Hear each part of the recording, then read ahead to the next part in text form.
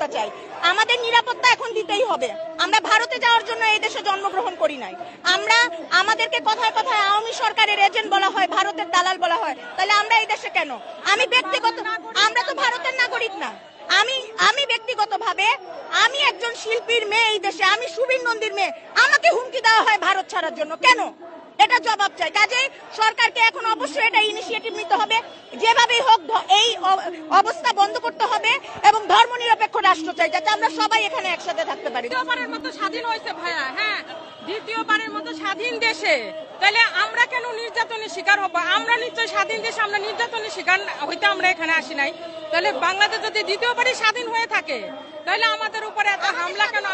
আমাদের উপরে হামলা কেন? আমরা কেন পরাধীন? আমরা কখনো বৈষম্য করি না, কারণ একটা ছাত্র যখন মারা যায় আমরা মনে করি এদেশের মানুষ, পুলিশ যখন মারা যায় আমরা মনে করি এদেশের মানুষ। ছাত্র তো শুধু হিন্দু মুসলিম দেখে না, ছাত্র তো ছাত্র।